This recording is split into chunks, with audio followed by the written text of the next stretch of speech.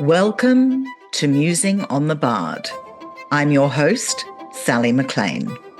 On today's episode, we welcome the wonderful American actor Frank Collison. Frank spent his first summer at a tent theatre in Ohio, where his father was acting and his mother was directing. Although he considered careers in medicine or archaeology, the bow was bent. Growing up in Richmond, Virginia, Frank earned his first paycheck at Barksdale Theatre, the nation's first dinner theatre. While living in a postal van, Frank earned a BA at San Francisco State during the late 60s. He performed street theatre in San Francisco, then moved up to the Sierra Nevada mountains, where he helped establish Pinecrest Theatre.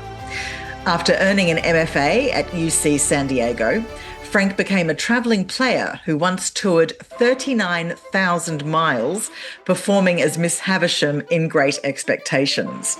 During his peripatetic years, he acted in Montana, Boston and Louisiana at Pacific Conservatory of the Performing Arts and Denver Center. Finally settling in Los Angeles in the mid-1980s, Frank was a founding member of Pacific Resident Theatre, now in its 40th year. He continued his theatre career at PRT, the Bilingual Foundation of the Arts, Ensemble Studio Theatre, Los Angeles Theatre Center, The Rogue Machine and The Road. His film work includes The Whole 10 Yards, Oh Brother Where Art Thou?, The Majestic, Mobsters, The Last Boy Scout, Buddy, Alien Nation, The Blob, My Summer Story and Wild at Heart, which won the Golden Palm Award at Cannes. He is best known to television audiences as Horace Bing, a series regular on CBS's Dr. Quinn Medicine Woman. His extensive television appearances include guest starring roles on Monk, HBO's Carnivale, Seventh Heaven, Twin Peaks, American Horror Story, My Name is Earl, NYPD Blue, Star Trek The Next Generation, and Hill Street Blues, to name but a few. For the past 18 summers, Frank and his wife Laura Gardner have been featured artists at the Valdez Theatre Conference. Shakespeare Republic audiences will remember Frank from his beautiful work as Prospero from The Tempest in Shakespeare Republic, All the Web's the Stage, The Lockdown Chronicles, a performance that saw him receive a nomination for Best Actor in a Web Series at the 2021 Unrestricted View Film Festival, and be awarded, alongside the rest of our amazing cast, with Best Ensemble Cast Drama at the 2021 British Web Awards, Best Ensemble International Narrative at the 2021 New Zealand Webfest, Best Ensemble Performance at the 2022 London Webfest in the UK, and nominated for Best Ensemble Performance Drama at the 2022 International Academy of Web Television Awards in the USA. So settle in, get comfortable and join us on this wide-ranging and occasionally irreverent conversation about Shakespeare, acting and more with today's guest, Frank Collison.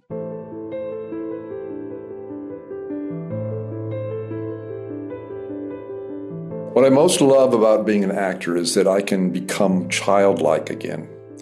I can jump out of my skin into another's body. Theater is an invitation to empathize and can be an escape from whatever pains you. Theater reminds us that we are both fallible and perfect, angelic and satanic, brave and frightened, young and old, a fool and a genius. Actors are allowed to ramble around in a reality given to us by a writer. Frank Collison, welcome to Musing on the Bard. Glad to be here. What a wonderful introduction to this chat. Oh, gosh, I love that. Well, I think my first question for you is, what was it that drew you towards being an actor? Well, it was pretty much foregone conclusion. I was born on Valentine's Day. My parents had met in the theater department at Denison University and were married very quickly after they met. My mother was teaching she was an associate professor there. She'd become a professor during the war because women moved into those positions during World War II. And my father had come back from the war. He had been a medic. And he met and they fell in love. And 1948, I'm giving away my age, I was born.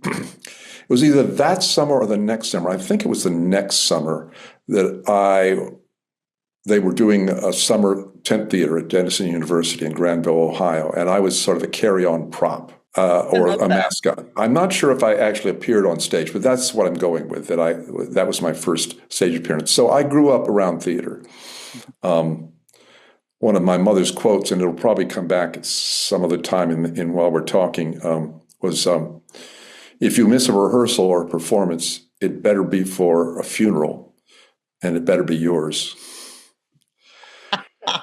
Yeah. So my father was a playwright and an actor. He had to earn a living, so he became a speech therapist to fund his his theater habit. But as I grew up, he was doing plays, and he created. My parents went to school with Hal Holbrook, and they saw Hal Holbrook begin his career and doing his Mark Twain piece in a class there at school. My mom directed Hal and my dad in plays. And so my dad got the idea that he should do the same for Lincoln because he'd been told he looked like Lincoln. So he created a one-man Lincoln piece. It's Lincoln waiting for his wife to come downstairs. They're going to see a play. He reaches into his pocket and says, it's Our American Cousin. And when Dad was rehearsing it, I said to him, Dad, he's the President of the United States. He doesn't need tickets. What are they going to do? Oh, Mr. Lincoln, no. Your seats are down there in the third row. So he did his Lincoln show. And then the 100th anniversary of Lincoln's inauguration, my father was selected to play Lincoln to reenact the inauguration. Wow. His first inauguration. And I was about 12, so I paid, I forget, Tad or Willie, one of his sons. We stayed at the Willards Hotel in the suite that Lincoln had stayed in that night. There were 100,000 people there. And then afterwards, my dad got in a carriage and rode down Pennsylvania Avenue. They blocked it off. And we had the inaugural dinner in the same ballroom where Lincoln had had it, the same menu. And I met Carl Sandburg. Oh, wow. And he was very old. And he had, if those of your listeners or watchers don't know, Sandburg wrote a 5-volume biography of Lincoln, and he was sitting he was sitting in a low chair, and my father came in still in costume, and Sandburg started to get up. He couldn't get up, and he looked up at us, and he has that Swedish accent. He said, "Excuse me, but I'm a bit jaded." And that was meeting him. So there was that. And then my mother was a director, and she directed me in plays. We moved to Richmond, Virginia, which had a great theater scene there. My dad's first play was about an Irish immigrant family. And I was about, let's see, I think it was 14 then. It was at the Virginia Museum Theater, which was a huge big deal. I mean, the governor of Virginia would come to the opening nights. It was funded back in the day. Imagine this: the state of Virginia funded theater, a state-of-the-art theater, 500 some seats. So my dad's first play, Come Down to Carrollton County, was being done there. I wrote about this in a piece, So my dad was in his tux, and I was in the lobby with him, and everyone else had gone into the theater. And he kind of looked around and sort of made a gesture for me to stand guard. So to back up a little bit, he had told the theater, yeah, you can do my play, but you have to integrate the theater. And they said, okay. Wow. I think they realized that it didn't really mean too much because there are not many Black people, A, go to the theater, and B, could afford it in Richmond, Virginia in 1960. But the lobby of the theater had 4 bathrooms: white men, colored men, white women, colored women. Yeah. So as I was standing guard, my dad went over to the colored men's bathroom and ripped the sign off the door and put it in his pocket of his tuxedo. I thought about it later, and I said he probably, what he should have done is he should have ripped the sign off the white men's sign. So they would be forced to go to the colored men's sign. So, I did plays in Richmond at a place called Barksdale Theater, which was the first dinner theater in America. We did plays that you don't ordinarily see in dinner theaters, like J.B. by Archibald MacLeish. Wonderful play in verse based on the story of Job from the Bible. And I did plays there, and then continued the rest of my life to do theater. There really wasn't. I mean, at one time I dabbled with the idea of becoming a doctor, but now my oldest daughter is a doctor, so she took care of that. So it was definitely there in the genes. It's just it was the next generation that picked that up. That's amazing to have had that grounding. It's almost like it was a fait accompli in a way, but again, I mean, obviously it was so much a part of your life, and it was just the way your household was obviously very creative growing up. So what was it that made you stay in the acting profession once all that had passed and you were a grown up? And I don't think when I graduated from in high school I did it, all the plays in high school and all that. So I graduated from high school and I decided to go to Denison, where my parents had gone and met. Had a good theater company. What I didn't know was that 95% of the men at that school joined fraternities, and I immediately took a distinct dislike to fraternities. I won't go into that, but I did do some wonderful plays there. We did Marat Sade. I don't know if you know that play, and I did a Commedia dell'arte play. So that got me going, but I didn't want to stay there. My family, we had moved to California. And so I followed them and ended up to San Francisco State, which at the time, it was the time of Vietnam War. And we did all kinds of stuff, street theater. We did a play. I took a class called Epic Theater, and the professor, a man named David Purdy, came in one day and he showed us the cover of Life magazine. It was a picture of the My Lai incident. And for those of you who are too young to remember, My Lai incident was one of the largest massacres certainly in American military history. American GIs massacred about 500 unarmed men, women, and children in a village there. So he said, we got to do something about this. So he created a play based on John Dos Passos's Body of an American. And we followed the lives of, I think, 5 or 6 young men from their early days into the time in which they became part of that massacre. So the question is, how did these young men, my character was, out of Iowa, or at least I imagined he was, because that's where my father was from. And how did this happen? So we did that, and that was a very powerful. That got me hooked on that theater can be very much of the moment.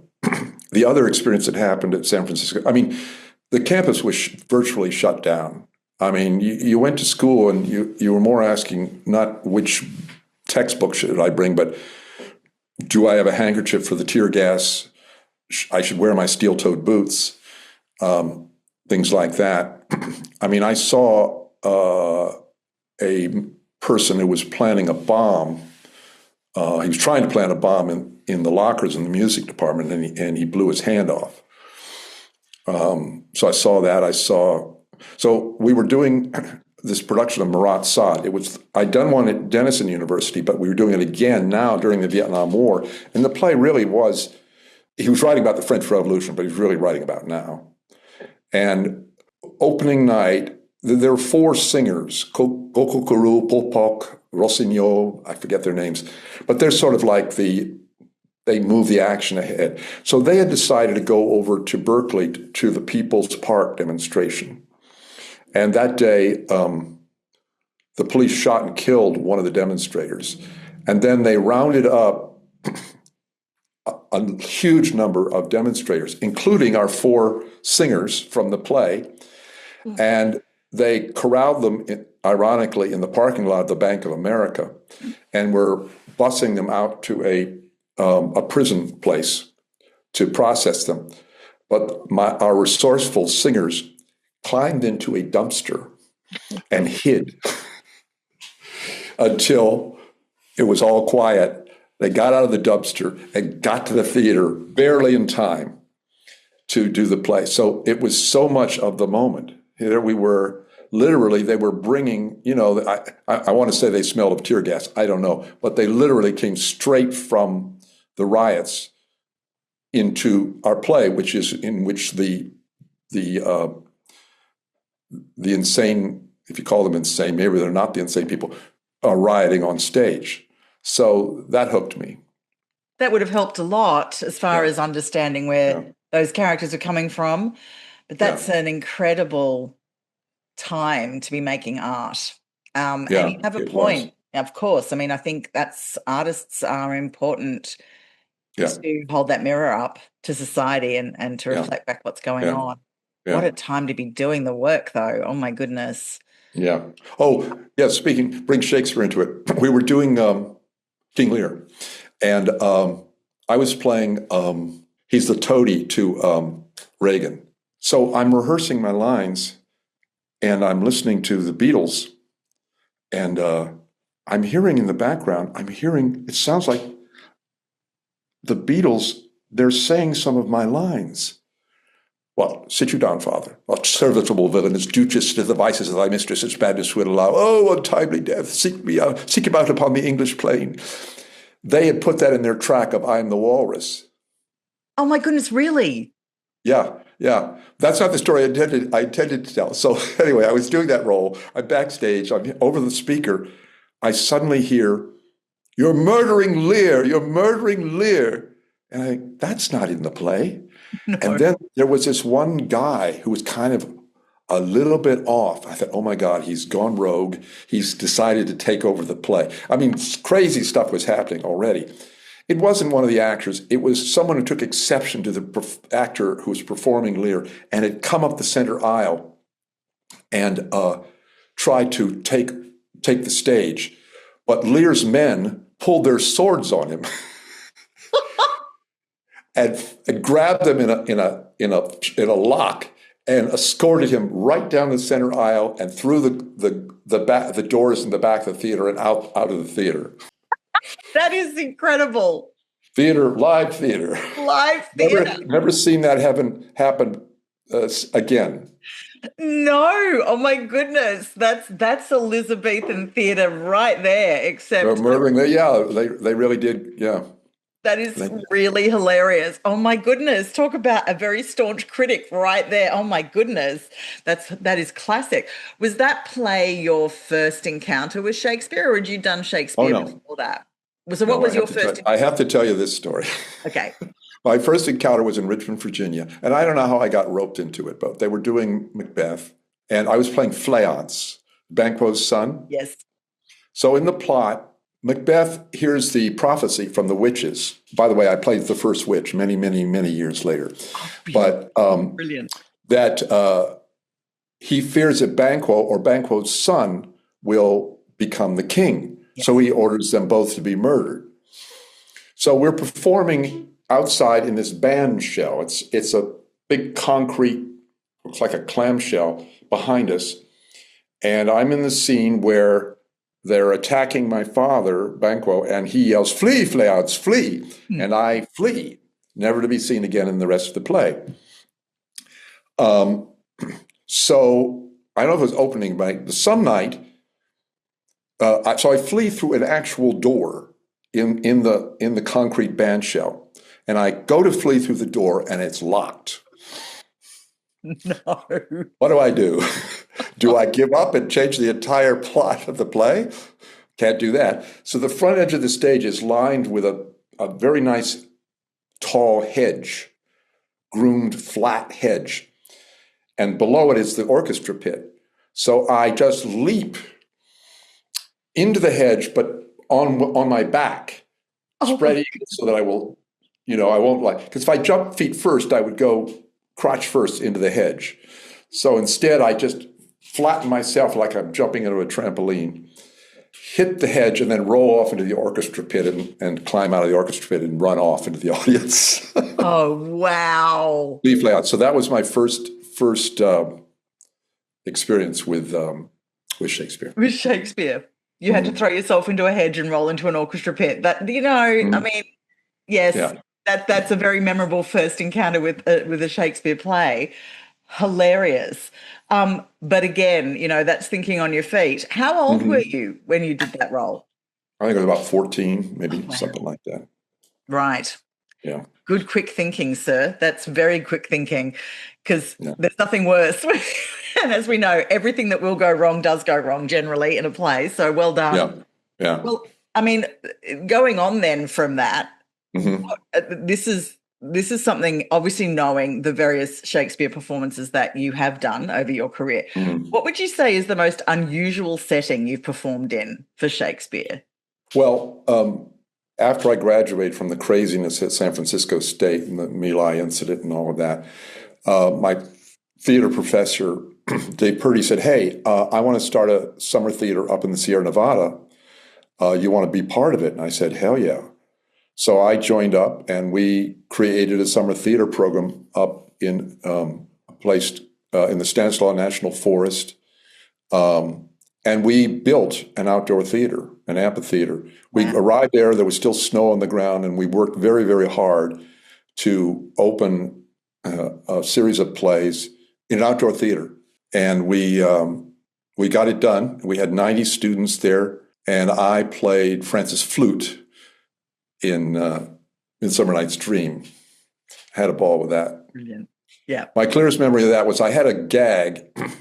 I wore I used two cantaloupes for breasts, Oh, dear. and yeah, well, we updated it to the royalty were dudes from England who'd come over, and we were like a Western characters from a Western, Yep. American Western.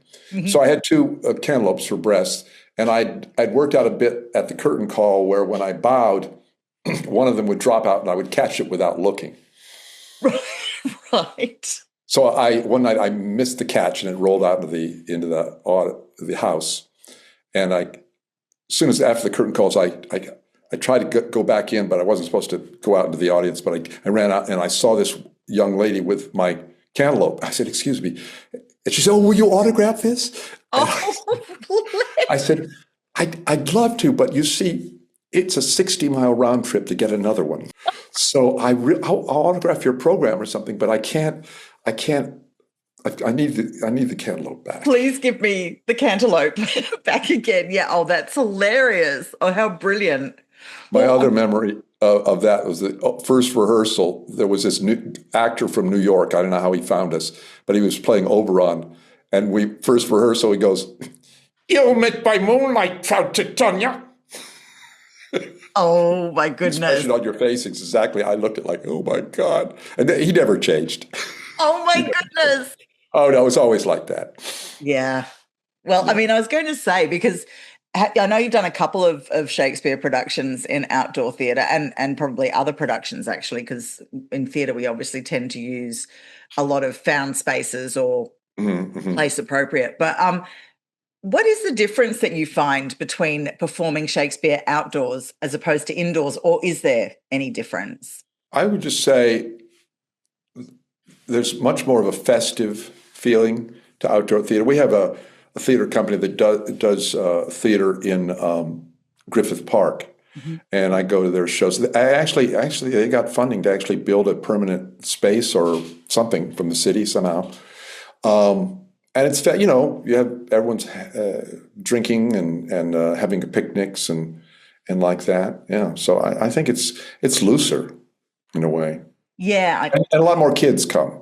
yes, that is true. And that's something I've noticed when doing outdoor Shakespeare as opposed to indoor, is that there are a lot more kids, and they really, I mean, that's great. I love it when you've Yeah, got yeah, kids yeah. in a Shakespeare audience, because if you guys on stage, like, if we know what we're doing up there on stage, and so it's the story is clear, you Yeah. find these kids just are entranced, because again, I think my experience doing outdoor Shakespeare is very similar. It's very festive. I think it's actually very close to how it would have been in a way when they were doing Elizabethan theatre at the time, and that these Mhm. plays were first Yeah. written.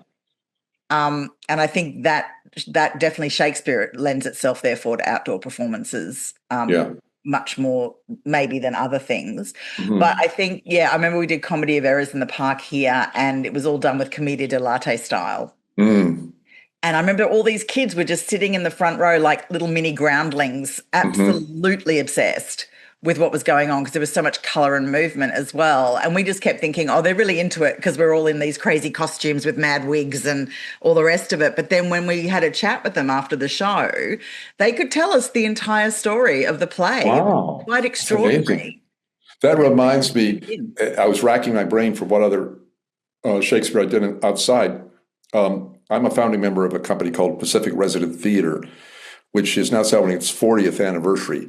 They're based in Venice. I'm not very active with them anymore because it's like an hour and a half to get to their although I hope to do something for their 40th anniversary. But we were doing Merry Wives of Windsor on the Santa Monica Pier.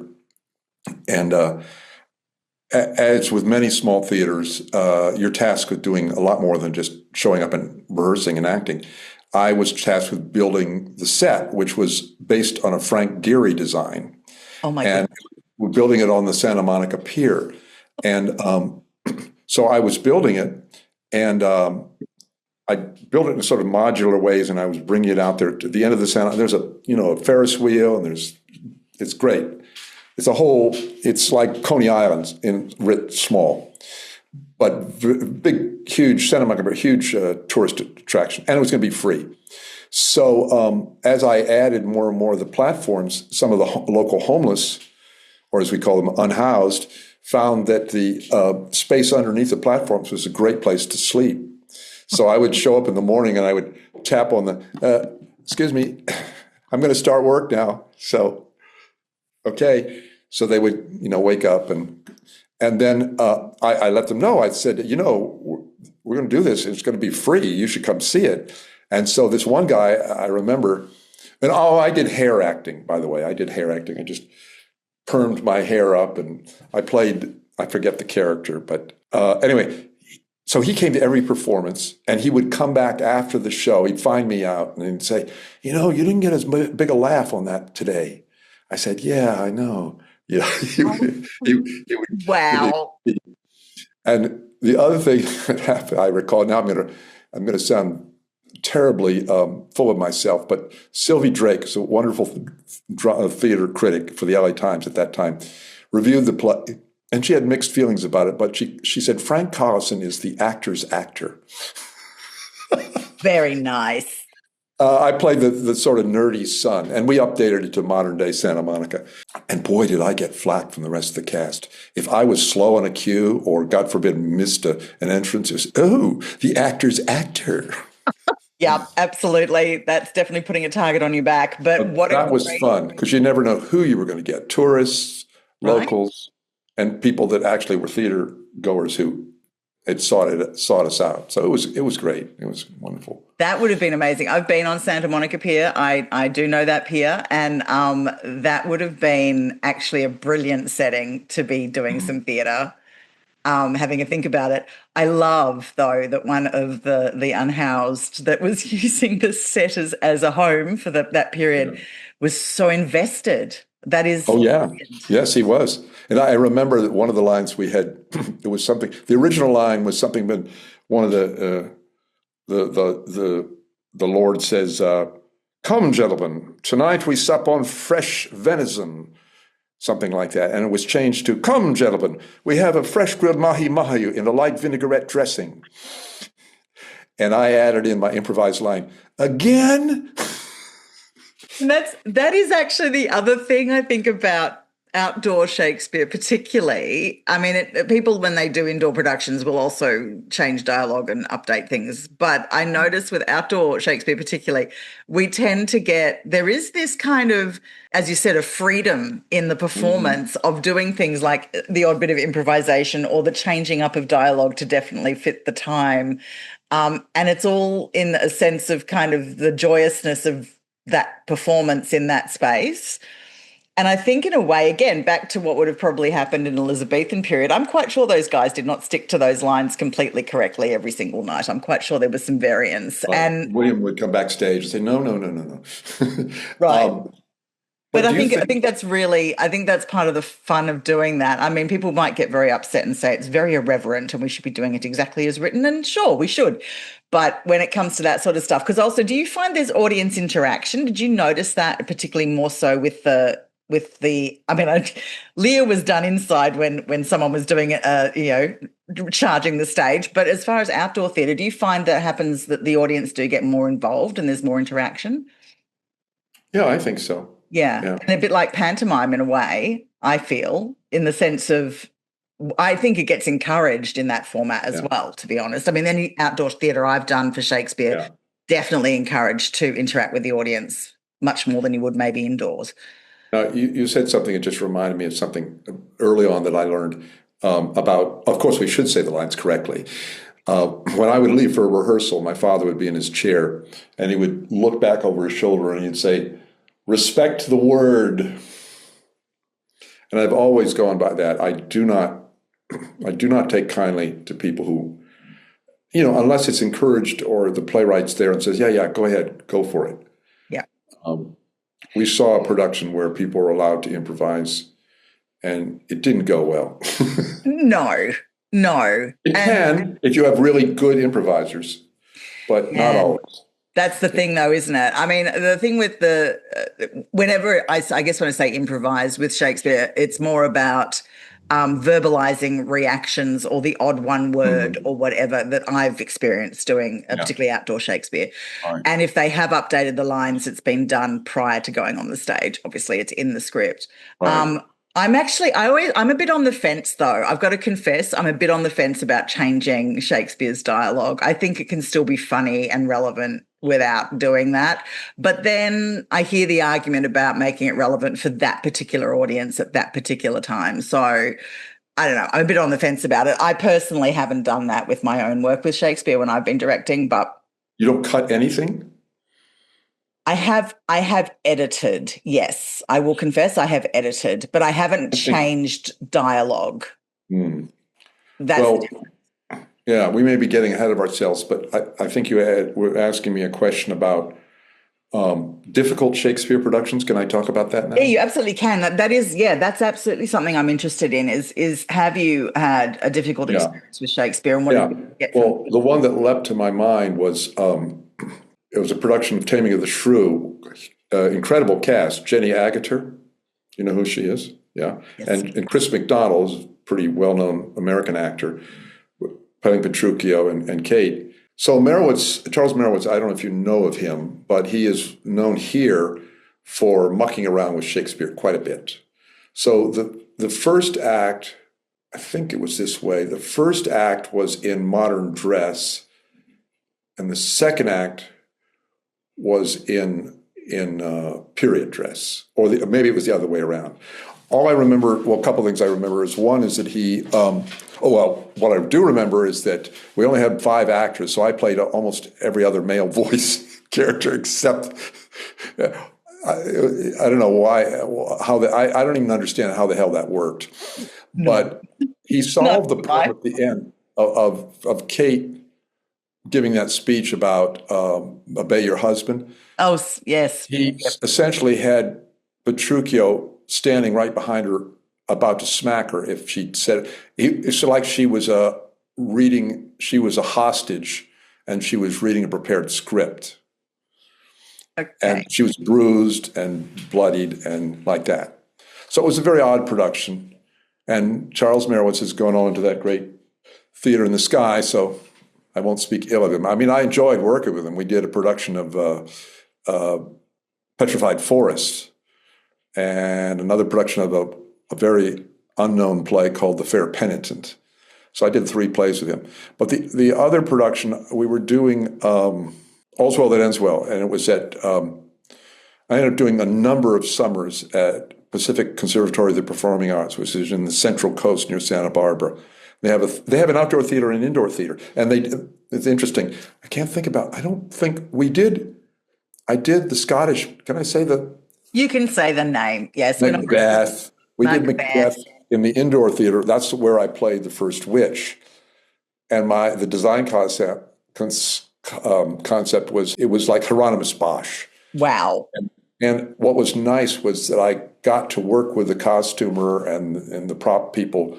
And I said, I think I had transformed myself into a deer or a stag, and I was mucking about in the forest, and some of Macbeth's men shot me with an arrow. And so I tried to transform back into my witch form, but I only got part way there. So I had horns, and I had the broken off piece of the arrow still sticking through my leg. And I walked with a crutch made out of a deer skeleton. Wow. And, a lot of the plays would go from the indoor space in Santa Maria to Solvang, which is this Danish Disneyland place about 30 miles south. And that had an identical sized stage, but it was outdoors. So you did both. You did the play in both places. We may have done All's Well outside, but I don't recall. Anyway, I did All's Well, and I was playing the clown, Lavach.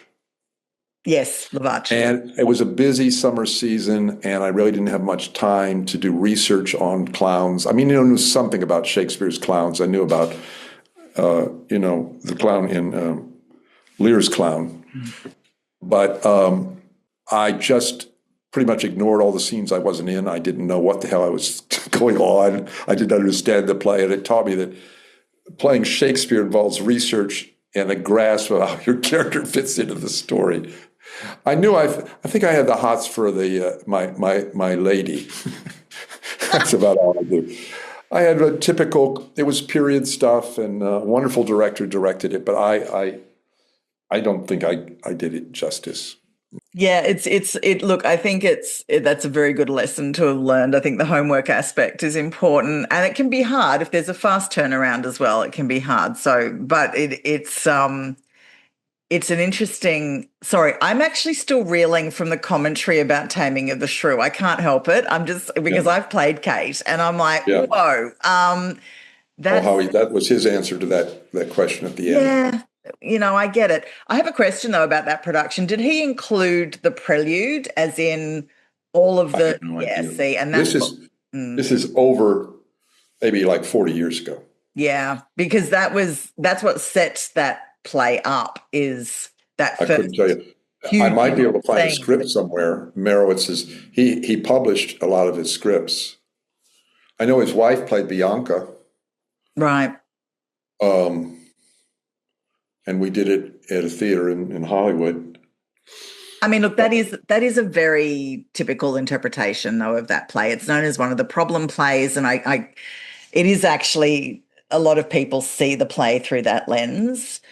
As far as the character is concerned, but I often wonder if that's completely correct. But anyway, yeah, we can talk about that when I pitch the reading that I'm doing August 11th called Lear in Tulsa, and my character who's playing Lear says, "Oh yeah, okay, right. Is misogyn. Shrew is misogynistic. Othello is racist. Blah blah blah." If I could find the quote, he has a comeback for that. Yeah, and look, I mean, I think, sure, yes, in today's terms, definitely we could look at that and label them in that way. But I think that also, I think if you dive deeper into the text, I think you get a deeper understanding potentially of what's really being said. But it's being framed in those terms, definitely. But I don't know that it's actually just that label. I think there's more depth to it than that. There's a commentary going on about that in those plays that people miss, And look, again, who knows? It could be our modern interpretation or wanting it to be like that. I don't know. Shakespeare left no notes, so we don't know what he was thinking when he wrote them. We don't actually know, but I suspect there was more depth. Yeah. For someone who wrote such strong female characters at a time when women were considered goods and chattel in society, I suspect there was a little more depth to him than that somehow. Yeah. I did a reading of another play recently called Juliet and Romeo. And in that one, I played the rich owner of I manufacture what are the chamber pots. I've become very wealthy, and I am going to endow the theater. I want them to do a production of Romeo and Juliet. And they go, "Oh, no, not that again. No, we've done it to death. No." I say, "Yeah, but I want to do it differently. I want to have a woman play Juliet. Oh my God, you can't do that. Yes. They go up in arms. And who he wants to play Juliet is his mistress, who's a prostitute. And she says, she's a Cockney prostitute. So, I can act. I do it every day. Brilliant. And, of course, they're so desperate for money that they agree to do it that way. I found the quote in this play, and we can talk about it later. Yeah, it's up to you. Do you want to talk about that now? Because I am really interested in this. So what is this reading that you're doing? Well, Stephen Lee Morris, who's a wonderful writer and also has a website called Stage Raw, which posts reviews of plays. He's a real champion of the small theaters in Los Angeles. Wrote this play called Lear in Tulsa. And we did it at the Road Theater, which is in North Hollywood, as part of our Summer Playwrights Festival a couple of years ago. And I played the character of Lewis, who is the retiring artistic director. And it's set in Tulsa, Oklahoma. And for those of you who don't know, Tulsa I want to say in the 1910-ish, had a race massacre. A black man apparently did something, and the white people burned down what was called the Black Wall Street.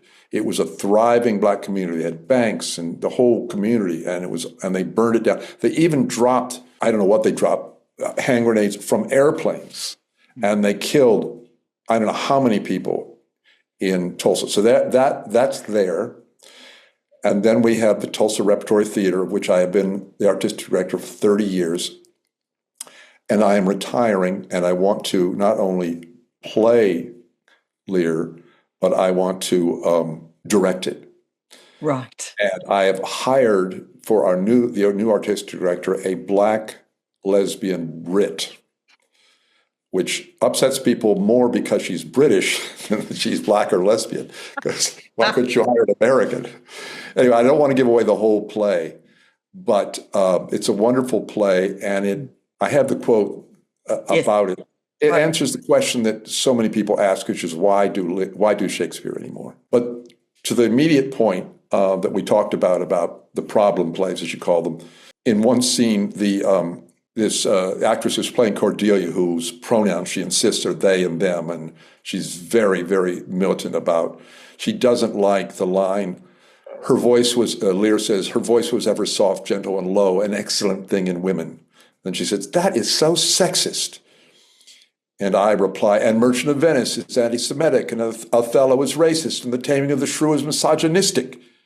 Like Hamlet, as brief as woman's love, and on until you burned out all the poetry that's been passed down to us through the centuries.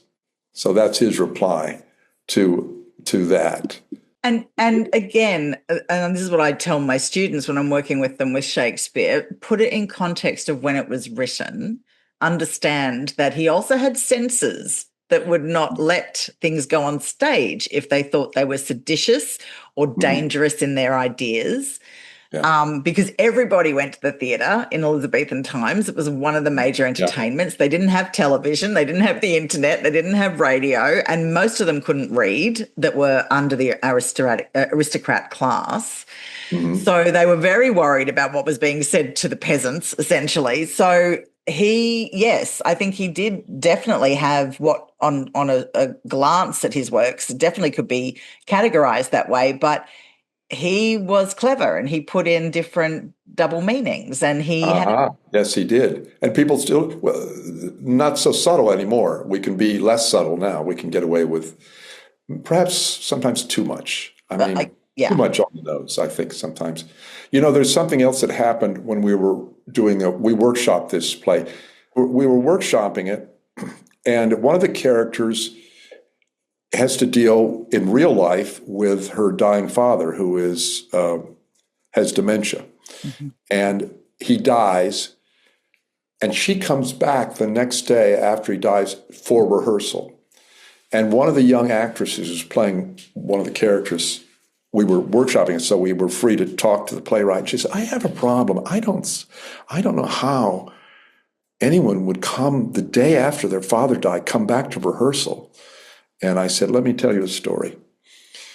My father was in hospice at home. I was I was rehearsing Beggar's Opera in Los Angeles. My father was dying in the Bay Area, and I was there the night he died. I was holding his hand when he died. What did I do the next morning? I had a dress rehearsal that night for Beggar's Opera. I remember what my mother said: if you miss a rehearsal or a performance, it better be for a funeral, and it better be yours. Well, it wasn't mine, but I got in my car and I drove the 6 or 7 hours down to Los Angeles. I walked into the theater on Venice Boulevard, and the entire company knew what had happened, and they embraced me and hugged me, and then they said, let's start the rehearsal. And that was exactly what I needed to do, and what my dad would have wanted me to do, and what my mother wanted me to do. So, right. Yeah. That's part of it. Goes back to your original question of how did you get hooked? Because your theater becomes your family. I mean, your other family. Yeah, it's true though. I think because we're surrounded by creatives and other people who understand the way we tick, because they tick that way, Yeah. And look, I suppose I do understand a younger person saying, how could you do that? How could you just come into a rehearsal or whatever the next day after something like that? But I mean, I was also trained in theatre pretty much very similarly to yours. I had a massive car accident age 19 on the way to set, where luckily no one was badly injured, but my car was written off, and the paramedics turned up, and I insisted they drive me to set instead of hospital. Oh my God. And they did. Because I actually would not. They did that? The police were there, and I said to the paramedics, no, I'm refusing treatment. I've got to get to set. Now, I'm just imagining the Australian accents. You're like that, we could get you to the hospital now. Right. I shouldn't even attempt an Australian accent, because when I was there with my wife when she was teaching over there, they said, oh, you sound like a Kiwi. Yeah, often people slip into either New Zealand or South Africa, one of the two, when they're not actually from Australia. But that was not bad. But yeah, I mean, it was ludicrous that I rocked up to set, but I was so determined that I was not, because I just kept saying, I'm going to let the production down. They expect me to be there. Right. And it was ludicrous, but that was the default setting. Now, when I got there, of course, production, it actually made the news on the radio that the accident had happened. That's how big the accident was. There were 3 cars involved. And everyone's looking at me going, what are you doing here? And I said, well, I'm here because I'm booked to be here. Yeah. It was for a guest role. And they just looked at me and they went, all right, can you just sit in the catering tent for just like this is a film. It was I thought it was a play. It was for a TV show. Film. And they said, just sit in the tent for half an hour and we'll get the on-set nurse to come and check you. And, of course, I had concussion, so they sent me home. Well, I can't match that, but I was doing Stargate Atlantis up in Vancouver, and I arrived on Friday for a fitting, and then I had the whole weekend off. And so I went out to around Vancouver to have dinner, and I was getting off the bus and I saw a street band up ahead, and I was looking at them and not looking at the curb, and I fell and I tore my quadricep tendon. Oh. I didn't know at the time, but I tore it completely. I could no longer flex my knee. So I immediately called the production office. No one answered. Apparently, I found out later, they'd all gone off skiing, and it wasn't until late Sunday night. So I went to the hospital and found out how good Canadian healthcare is. The guy, it was a teaching hospital, and he called his students and, hey, look at this, try to bend your knee. And it was like, couldn't bend my knee. He says, yeah, you don't see this very often. But I was more concerned that I was playing this village elder in Stargate Atlantis. So finally I got someone and I said, look, I hurt my leg, but I can do it. I just need a staff, which was perfect because in the scene, Jason Momoa is dealing with this primitive tribe of which I'm the leader. And so I just had a staff and I could limp, and it worked out fine. And then I went home and got repaired. No, I think that matches my car accident story. I mean, but this is it. People kind of look at actors doing that and go, you are mad. What were you even thinking? But there's just no question. It's like, no, the job's booked and I'm going to do it. This was another thing I told the people up at Alaska. It was a lesson about dealing with the given circumstances. I was doing a play in Montana Summer Theater. It was between my 2 years of my MFA program, and I got hired to do this play. And my character was obsessed with every new modern gadget. And in the scene, I demonstrate to my son that the glasses that he thinks are, he said, these are not crystal or something. And to demonstrate it, I knock the two glasses together and I break one of them and cut my hand. That's in the script. Mm-hmm. But I had a blood spack inside the sink, and I grab the blood, I palm it, and I break it open. He runs off stage and gets a first aid kit and bandages my hand. That's the way it's supposed to happen. About 3 or 4 minutes prior to that, in one performance, I'm carving a roast beef with an electric carving knife. And I turn on the carving knife and it goes, eh, eh, eh. Now, any sane person who's not an actor would unplug the electric carving knife and fix it. But I didn't. I just grabbed the blade and no! Yeah. Sorry. And what happened? Sorry, I just cut you off. What happened when you grabbed the blade, Frank? I cut myself. Yeah. Yeah. And my first thought was, I cannot bleed on these white linen pants. The costumer would kill me. But but I squeeze it shut. My son is not aware that I'm bleeding. I just squeeze it shut and hold it down away from the pants. I do the bit with the glasses. I don't need the blood pack. I just open my real bleeding hand. But here's the thing. The way we had blocked it, I held up my right hand, but I had cut my left hand. So he runs off stage. I'm literally holding up the real bloody left hand. He ignores it and tries to grab my other hand and bandage it. I literally had to pull that hand away and stick my real bleeding head in front of it. I don't think he even knew that it was, I think he just thought, oh, Frank palmed the blood of the wrong hand. Oh my goodness. But it was a lesson in some actors get so locked into what they're doing, they ignore the reality literally in their face. Correct. Yes. Wow. Okay. Once in an acting class, I was teaching an acting class in my MFA program, and undergraduates, and I said, I took the man or the woman aside. It was a love scene, and the woman or the man says, "Do you love me?" And the other one says, "Of course I do." And I told the person, don't say, "Of course I do." Say, "No, I don't think I do." So he says, "Do you love me?" In rehearsal. And I told him secretly, "Do you love me?" And he says, "I don't think I do." And she says, "Oh, I'm so happy." Right. She completely ignored what she had just heard. I said, did you hear what he said? He said he doesn't think he loves you. But you just were happy as a bee because you weren't really listening, were you?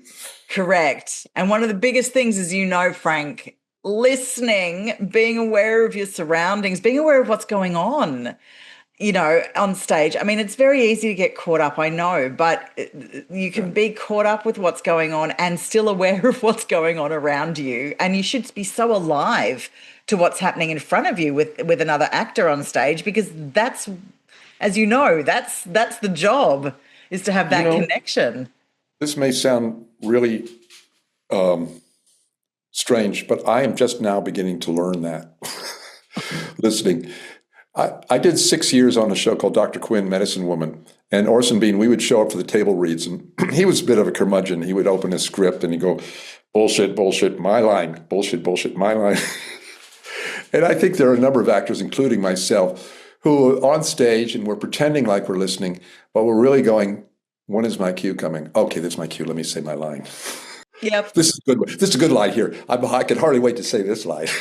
And not listening to what the hell the other person is giving me, Right. There is that. But I think, and that's interesting, actually, because you get away with it, Frank, if that's what you've been doing, as you claim. You've been getting away with it for a long time. But just to tell you young actors out there, it's a lifelong process, Yeah. It totally, absolutely is. You're constantly learning, you're constantly evolving. And look, I think you're a bit hard on yourself, Frank. I've seen your work, particularly on screen, and either you're really you thought I was listening? I told you. Right. Either you're really good at the pretending to listen, or you really are listening. But it is that thing of just being, look, again, it's if you're not particularly on stage as well. Things go wrong. You can't stop the show. Like, you need to be tuned into what's happening and alive to what's happening with that other actor. And there will be nights too, as you know, where even it'll happen on set or on stage, where people aren't necessarily on their game and they're going to give you a different read to what they gave you in a table read or a rehearsal. And you better be, paying attention. Otherwise it's all going to go a bit pear-shaped and won't make sense in the final editing, etc., or in a theatre production's case, won't make sense to the audience.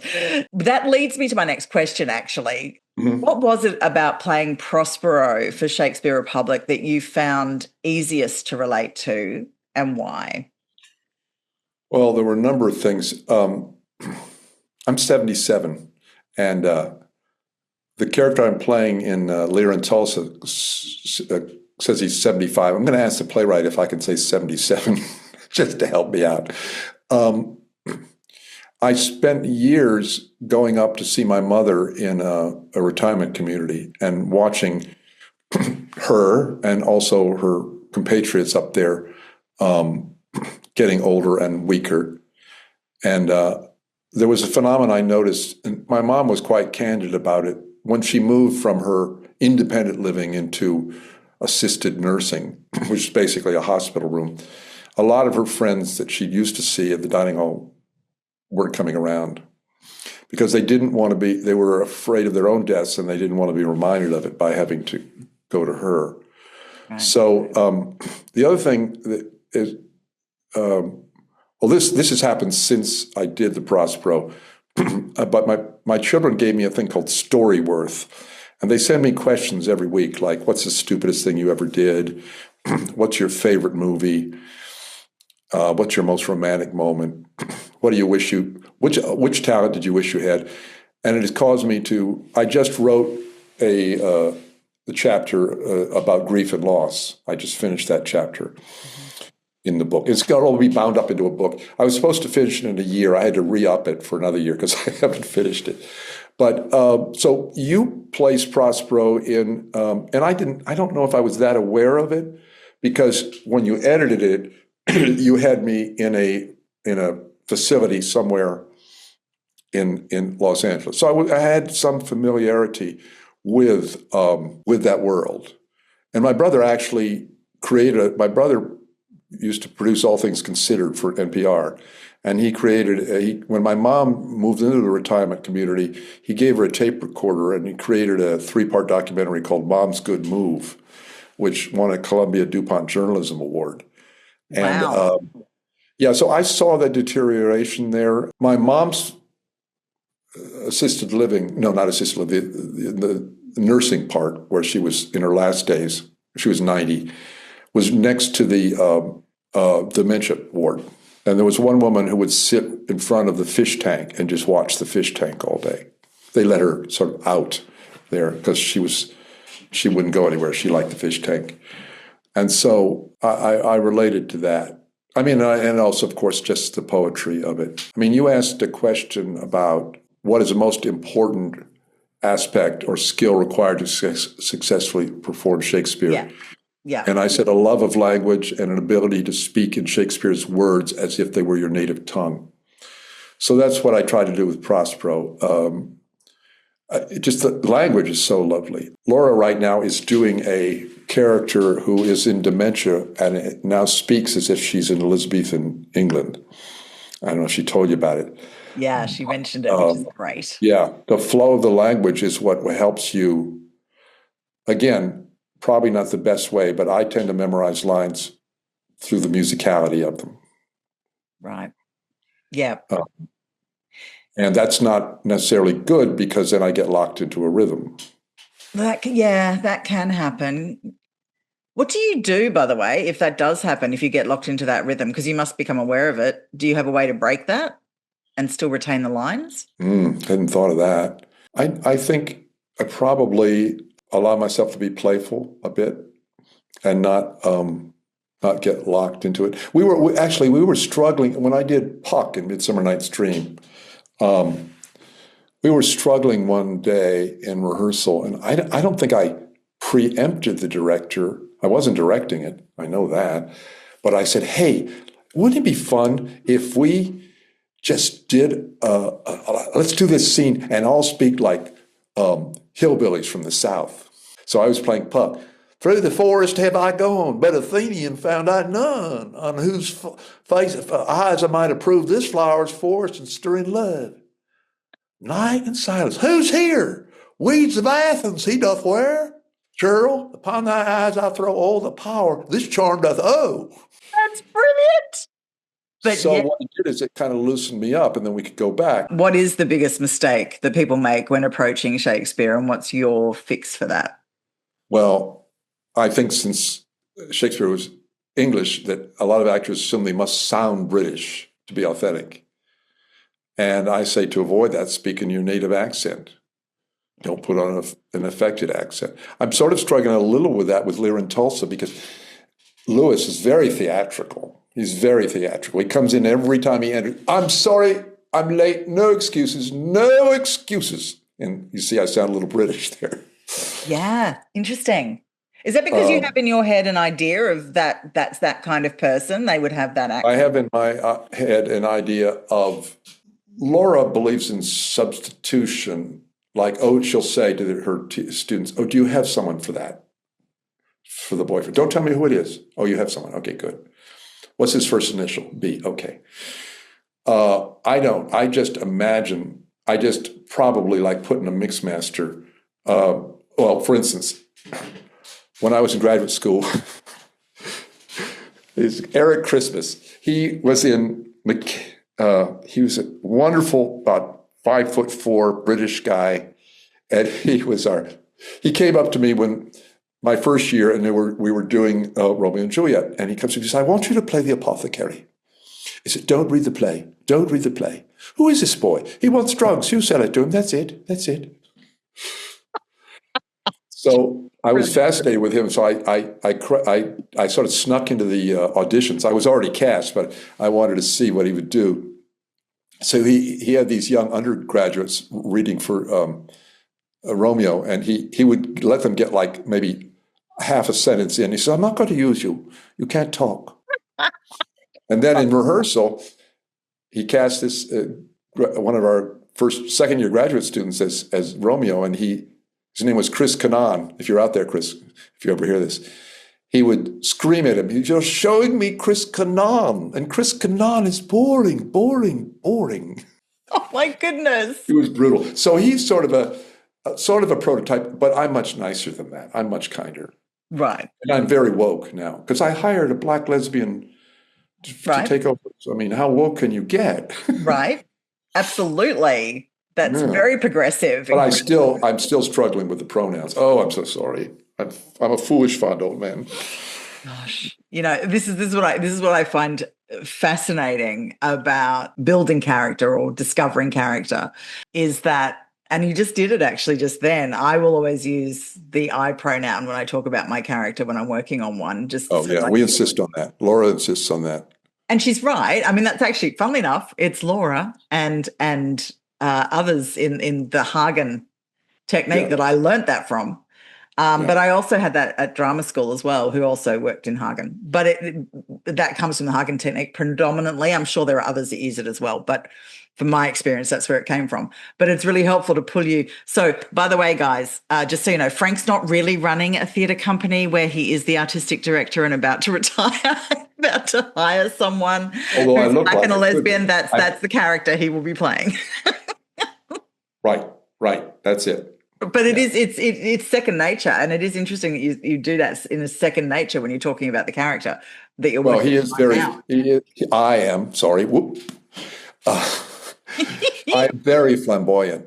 And there's a lot of. I have some real demons. So there's stuff going on. There's a lot of stuff going on. It sounds like such an interesting character, an interesting play.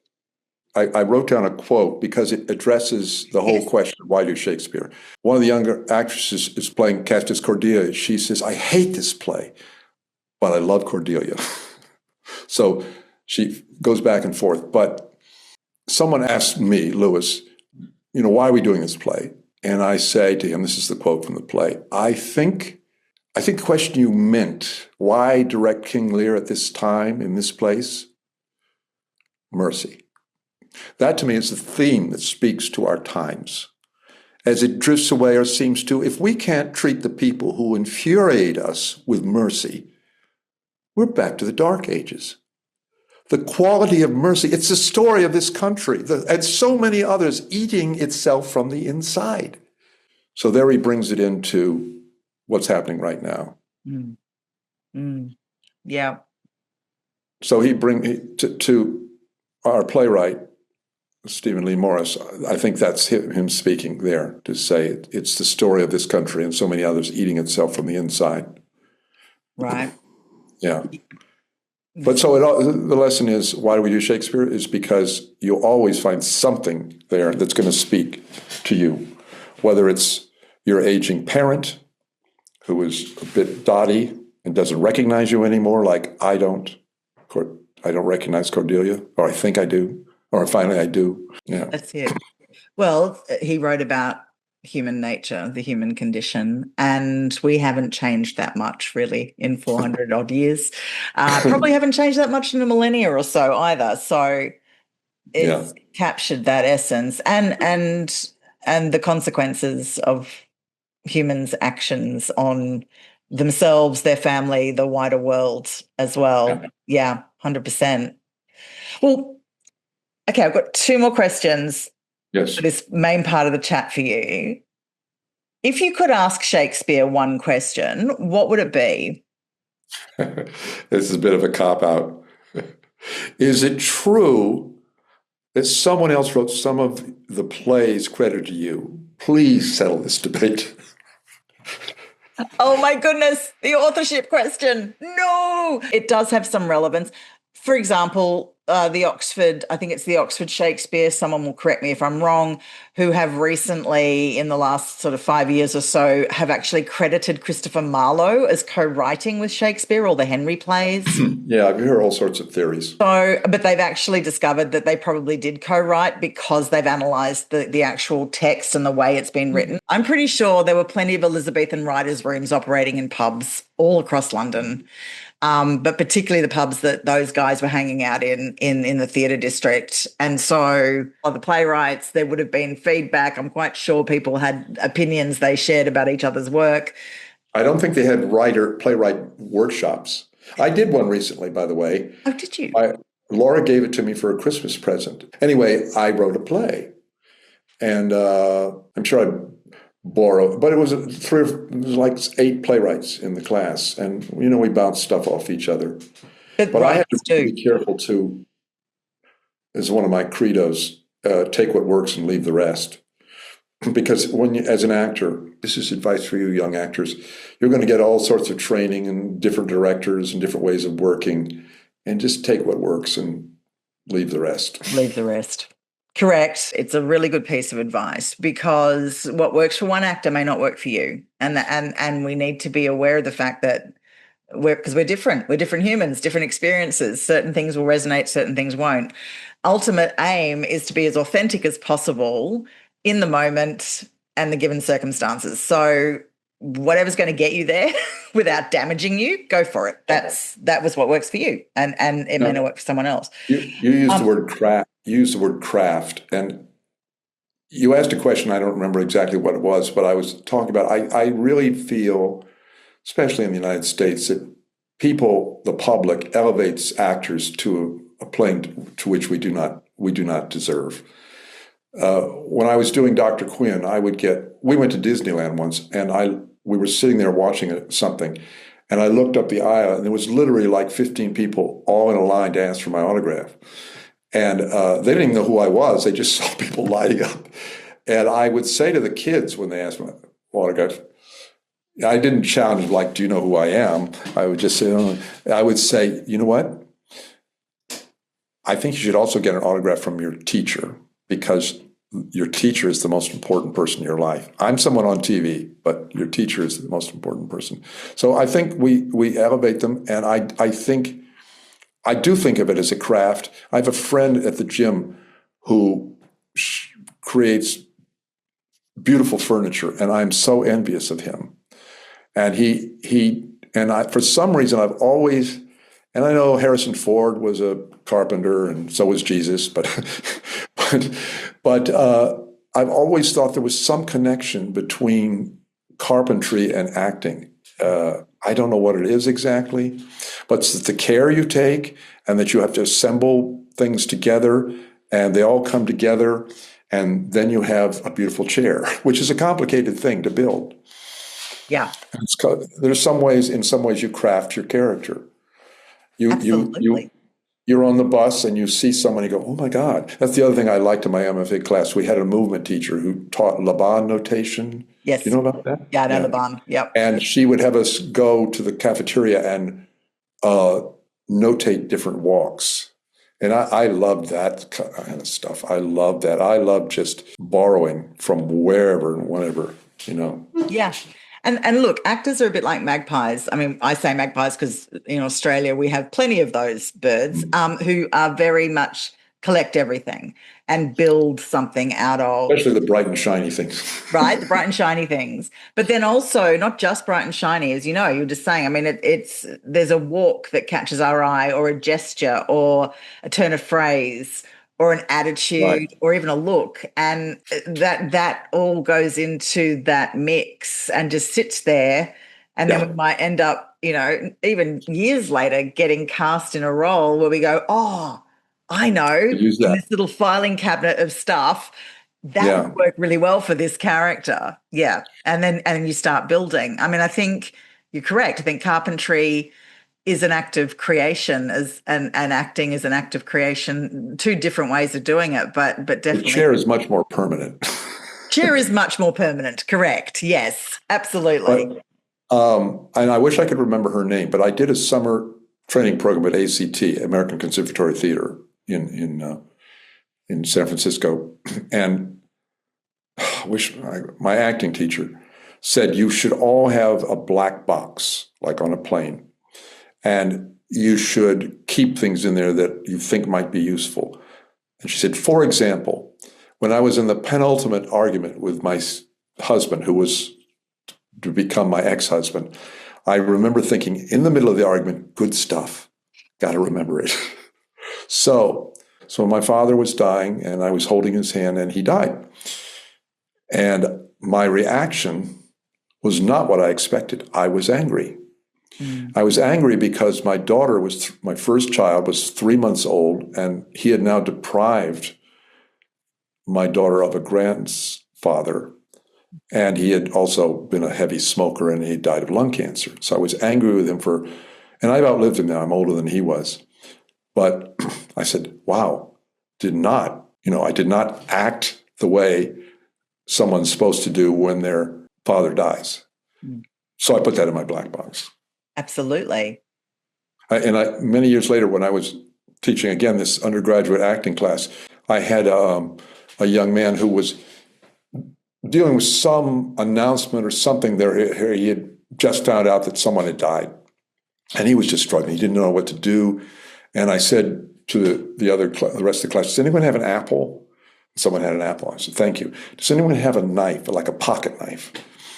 Someone had a pocket knife, and I gave him the apple, and I gave him the pocket knife, and I said, I want you to start peeling the apple, and then when you hear this terrible news, I want you to continue to peel the apple. And that freed him. Yeah. Yeah. Because he had something to do. Right. But again, I mean, that goes to what acting is about. It's not just an intellectual exercise, and it's not just an emotional exercise. It's also physical. Because as humans, we operate on all those levels. And something really interesting, if you just give over to just focusing on something as simple as peeling an apple, which, and then let whatever's going to come up in the response come up. I mean, that's the authenticity. That's what we look for. That's why Laura and I love props. Laura loves props. She has actors come in that don't have the props they need. She says, don't mind it. Right.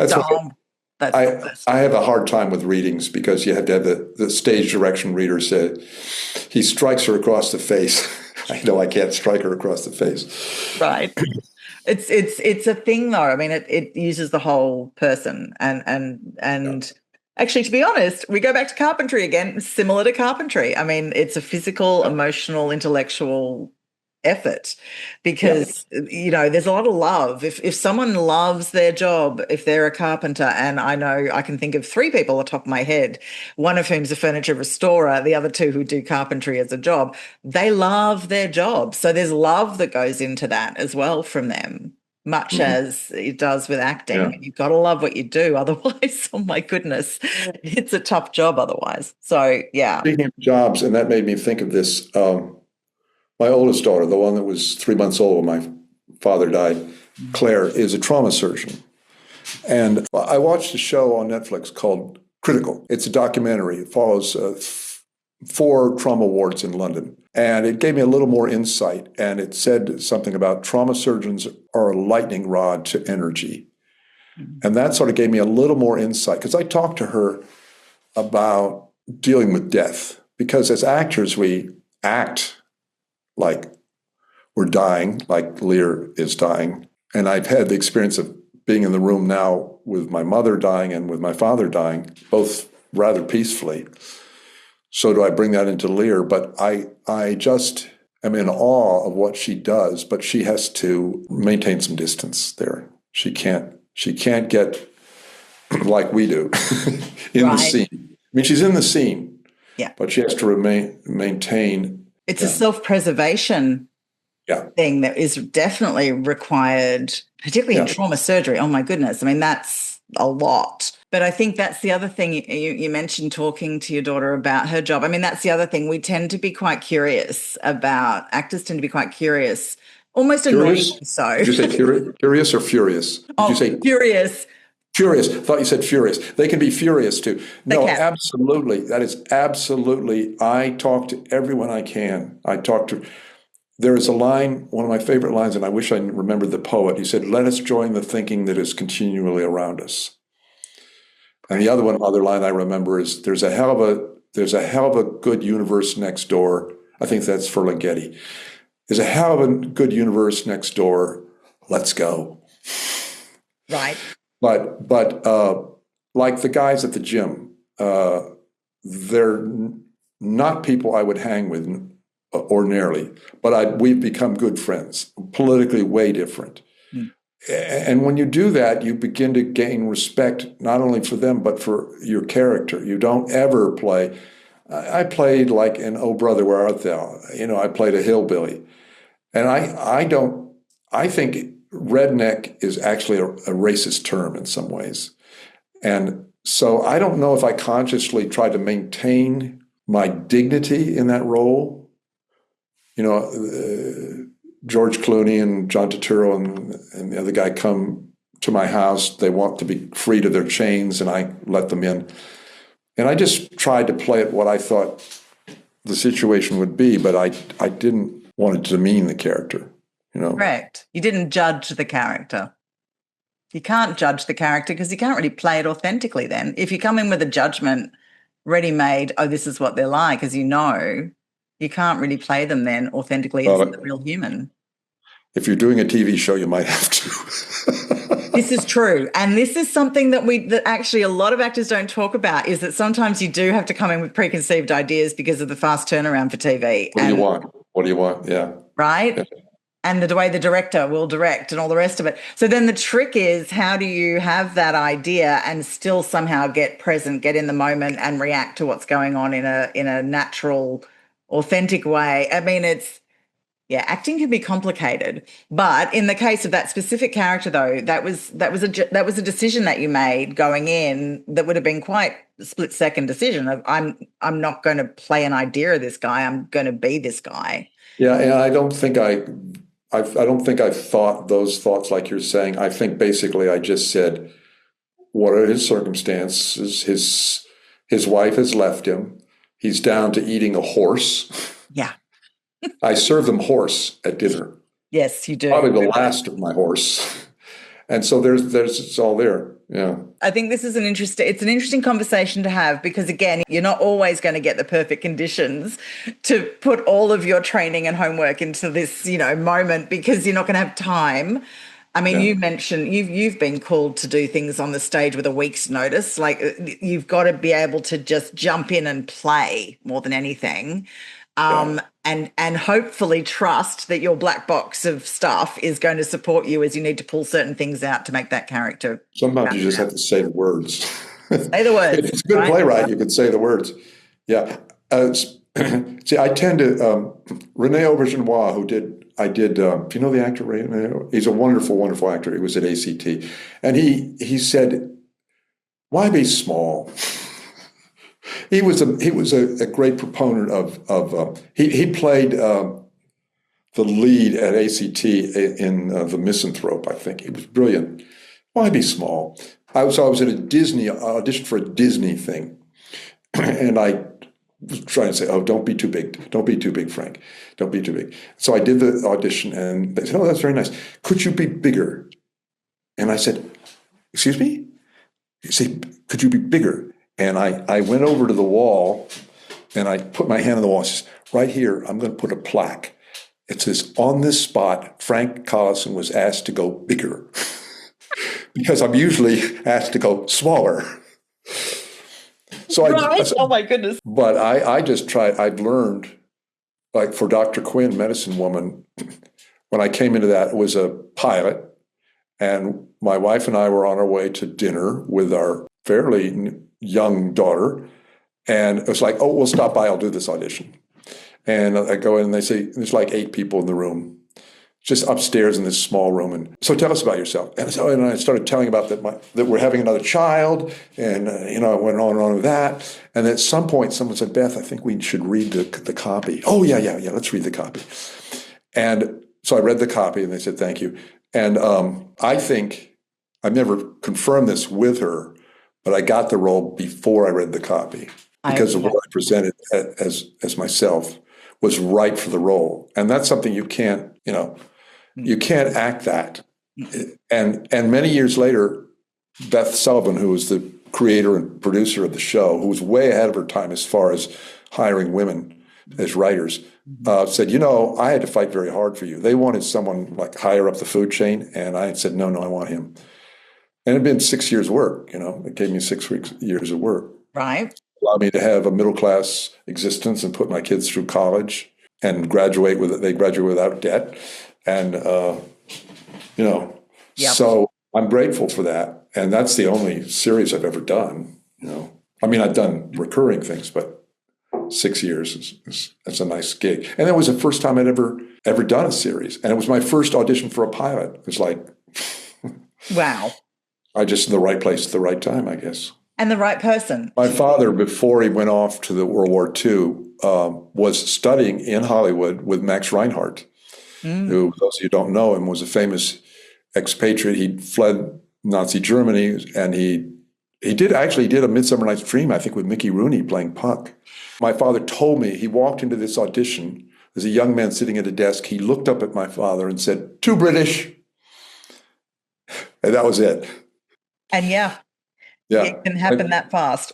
And while we're on the topic of my dad being in Hollywood before at the beginning of World War II, he told me he existed on avocado and brown bread. And then he told me the story. I don't know what show they were doing, but he came to Reinhardt one night. He said, "Mr. Reinhardt, I have a temperature of 102. I don't think I can go on." And Reinhardt says, "You will go on, and you will be brilliant." I guess he went on. Right, of course he did. Yep. Yep. Now it's all self-tape, so I'm reading my lines off this. Right now, I'm reading my lines right here and talking to you, and you don't even know it, but that's what I've written right here. There you go. I hate it because you don't get feedback. We now are allowed through our union to request, at least we can get a Zoom where we can meet with them and they can give us adjustments. But there's a limited number of those. So it's not like the old days where you walk in and you tell them about your kids and they tell you about their kids and they give you an adjustment that works, hopefully. Yeah, it's really hard. I mean, obviously over here in Australia, same thing. A lot of self-tapes now. In fact, pretty much all of it, particularly for screen, is all self-tapes. But I think we still occasionally get, if we have callbacks, we're called in the room.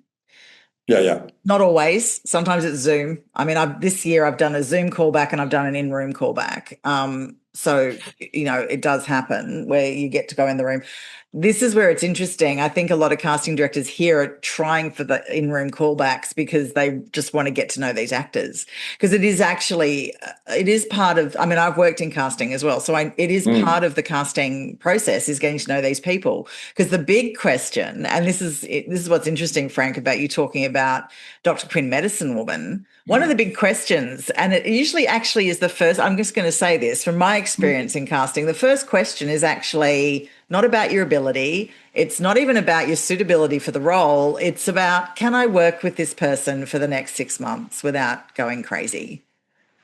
It really does come down to, are you someone who's going to be good to work with? And then if that box is ticked, then it's great. So are they suitable for the role? What's what's their read going to be like? The other questions get answered. Do they work well? Do they play well with others? Do they play well with others? Because it's a collaborative environment. Now, we know stories of plenty of actors that get cast that maybe are not great team players. But to be honest, that really tends to only happen when you're a massive A-lister, and even so, in this day and age, you're still not guaranteed to be working in this day and age. So please be a team player. Even you're allowed to have your opinions, but please be a team player. At least have some respect for everyone else involved in the process, because that's what also makes it an enjoyable experience for everyone. Laura told me, I doubt she shared this with you, but she heard a story of someone was at an audition and they were doing very well, and according to the casting directors, we were really seriously considering him, until as he exited, he turned and said, "See you on the set." I usually say something like, "Good luck with the project," or "Thank you," or whatever, something like that. Right. And that's going back to what I was saying, guys. Do you know what I mean? Like, that's what can change someone's opinion. They had a good opinion and then they didn't. So you can shift it. Don't do that. And also, speaking of self-tapes, in your slate, please don't do things like that. I actually had a couple of actors. Cutesy stuff. Oh my gosh. It's like, don't do that. Please don't do it. Laura says she'll tell them that she loves the piece. She'll say, "I love this piece," or "I love this piece." That is fine. That is great and lovely feedback for them. But please don't do something like "see you on the set," or, looking forward to the callback, or whatever. Don't do that. That's just going to put people off. And there are so many actors out there now. Please do not throw yourself under a bus, because that's what you're doing. I'm going to now get onto the quickfire Shakespeare question round. Oh, okay. Favorite Shakespeare character? Lear. Favorite Shakespeare play? Midsummer Night's Dream. Favorite Shakespeare performance you've seen? Cheating a little bit, but I saw clips of Meryl Streep as Kate and Raul Julia as Petruchio and Shrew performed at the Delacorte. Love the energy, love the hate relationship. Absolutely. Love that. Sorry, absolutely not cheating. I agree. Yeah. Favorite Shakespeare character you've played? Puck in Midsummer Night's Dream. Now, you wouldn't think that. I'm 6'3", but the director, it was the same guy, Dave Purdy. I moved up to the Gold Country, which is in the Sierra Nevada foothills, and I was a very big fish in a very little pond. And he would say, "Oh, we're doing Midsummer. What role would you like to play?" How about Puck? He stole from Peter Brook, who did a sort of a circus thing. But our set was a jungle gym. My feet never touched the ground.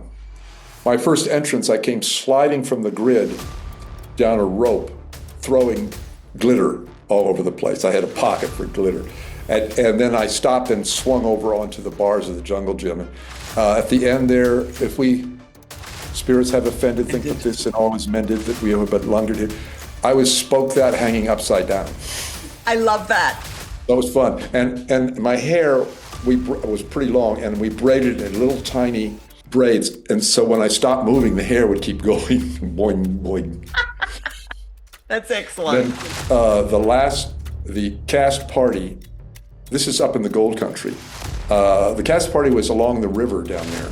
And I decided I would make an entrance to the cast party. So I got a little rubber raft that I had, and I went upstream.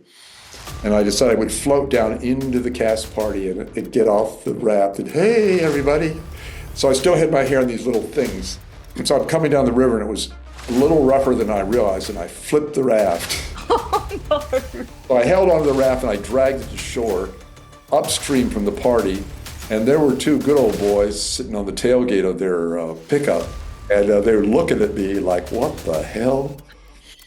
And I said, I'm just going down here to the cast party for the, and they're looking at me like, and one of them says, "You're fucking weird." That's great. And I said, so I just backed into the water and, rowed my way down to the cast party. All right. Describe Shakespeare in 3 words. Wise, driven, luminescent. Love that. That's brilliant.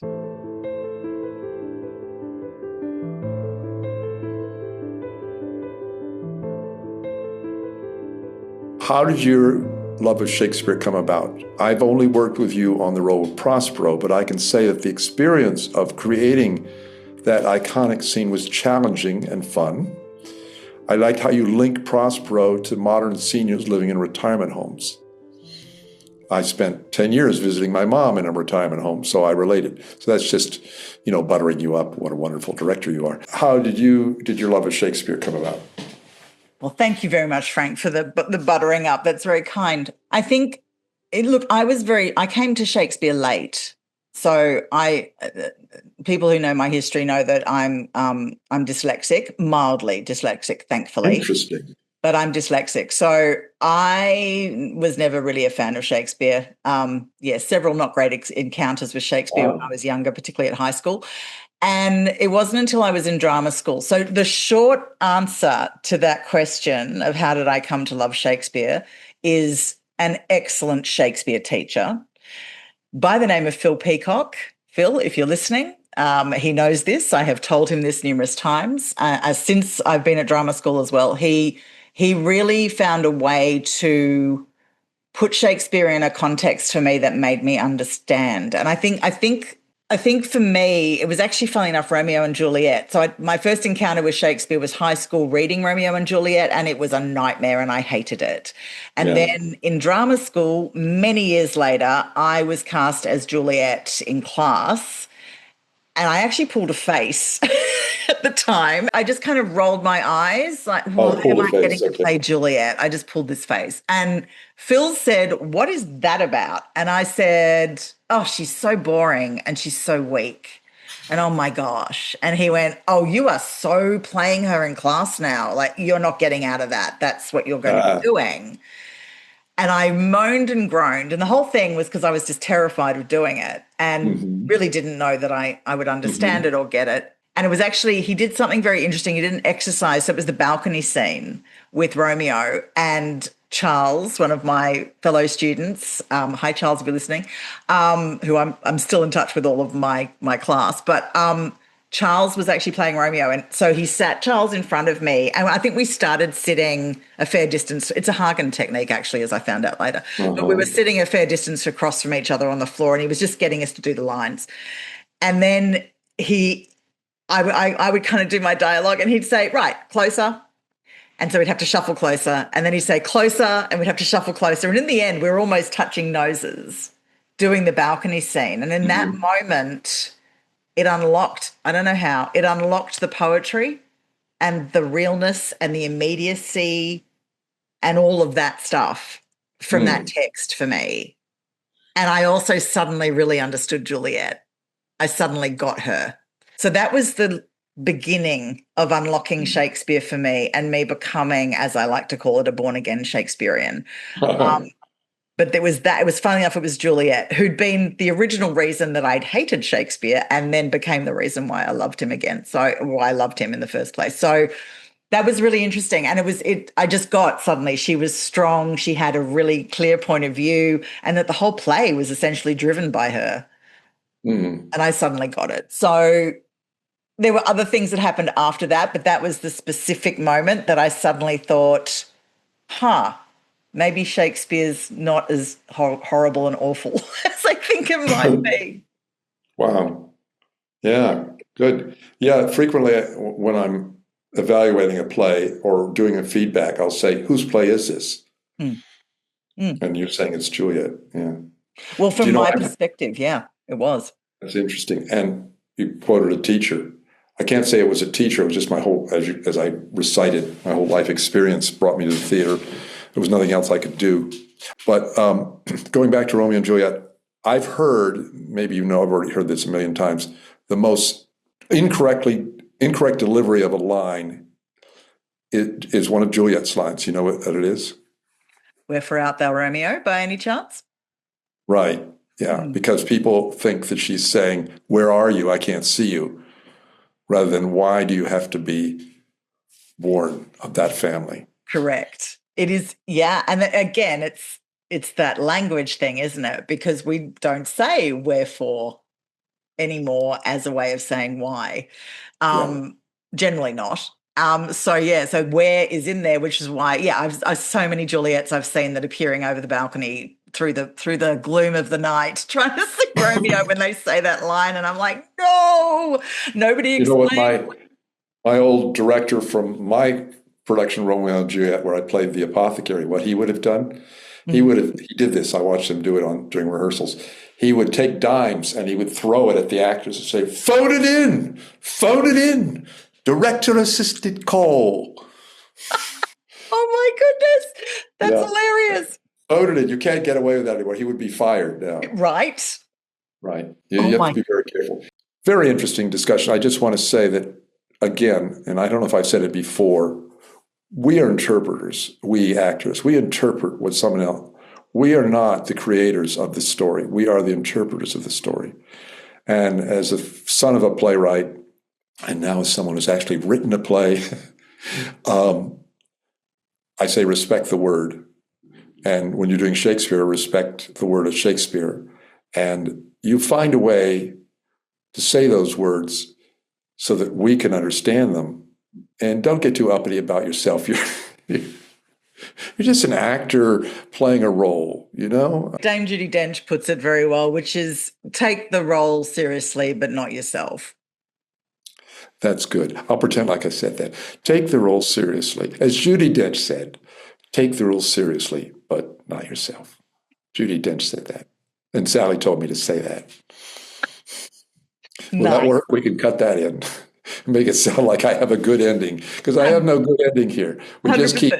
just keep talking. Just cut me off. He kept going. Well, is there anything else you've got coming up that you can share with me? Can't rightly say. I have a niche now.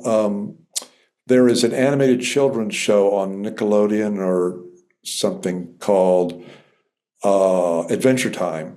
I read to kids in second and third grade, and they know all about it. But there's a spin-off of it now called Fiona and Cake. And the role that I am doing now is called Cosmic Owl, which is so dead on, spot on. I look like an owl, but it's voice. And Emmett Walsh, do you know who he is? Mm-hmm. Wonderful actor. He passed away. And so he wasn't there to do it anymore. So I've taken over the role. My first question when I walked in is, do I have to sound like Emmett Walsh? And they said, no, you don't. Thank God. So my niche now is taking over roles from actors who've died. So that's my goal in life, is to live long enough to maybe get a big role in something because I look exactly like the guy who died. My goodness. We can all dream. We can all dream. Oh, dear me. Okay. Well, on that note, where can people, sorry, you throw me. On that note, where can people find out more? I'm working on this as one of my goals. My website died. It literally got caught in a flood and it destroyed the server. That's my excuse. So I don't have a website at the moment, but it's frankcollison.com. So if you go there now, there's nothing there. But in a few months, there will be. Meanwhile, if you go on, I'm really bad with social media. I think I have an Instagram. I know I have an Instagram account, but I don't know what it is. I could send it to you later. But if I have a Frank Collison on Facebook, but I have a Frank Collison real person and Frank Collison actor. Mm-hmm. I don't know the difference. how you find them. Do you know? I don't know. I think one's a public page and one's your personal profile. So look for the public page. That's Frank Collison actor. Yeah, that. Or just if you want to know what the hell this guy's ever done, go to imdb.com and you can see the roles I've done. Oh, and the other thing you can do, I found this out. If you want to see my demo reel, just go on YouTube and go Frank Collison demo reel. And there it is. You can see my demo reel, which would be on my website if my website didn't get flooded. Right. Yes. Excellent. So they're all those places, people. You can find more out about Frank and how to get in touch when you want to hire him. So IMDb will also have Frank's details. Oh, yeah, my agent, etc. on IMDb Pro. So that's definitely where you can get that info. Frank, thank you so much for this chat. Thank you, Sally. And really grateful. What's up next for you with Shakespeare? At this point, it's kind of resting. We're just getting through the last bit of the film festival circuit for Walking Shadows Volume 3, which is the most recent Shakespeare thing we've done. And Dark Arcadia, which is a limited series Shakespeare series, is also just finishing its film festival run now. So there's conversations around what do we do with the back catalogue and how does all that work, because we've got a decade's worth of Shakespeare projects sitting there now. There is potentially a Shakespeare Republic season 4, maybe, but it comes down to money. I'm also actually in always comes down to money. Always comes down to money, right? But I'm also in the middle of writing a drama thriller series. So I haven't actually done my own writing in a really long time. Of course, you'll hire only Australian actors, so I'm not interested in hearing I'm sorry, Frank. Yeah.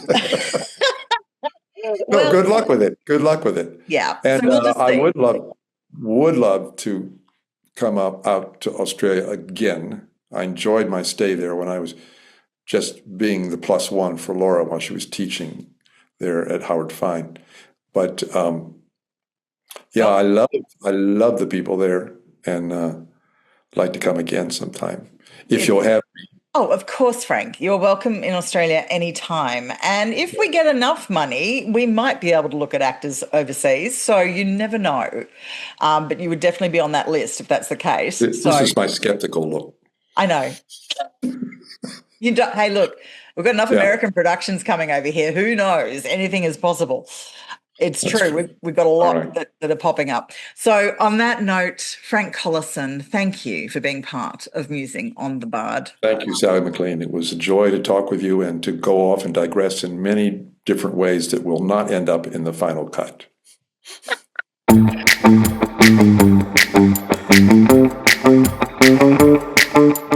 Thank you for joining me for today's episode. I've been your host, Sally McLean, and this has been Musing on the Bard.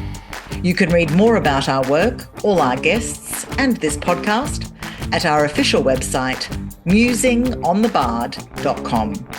If you want to see the video version of this podcast, head to our Patreon. Links are on the site.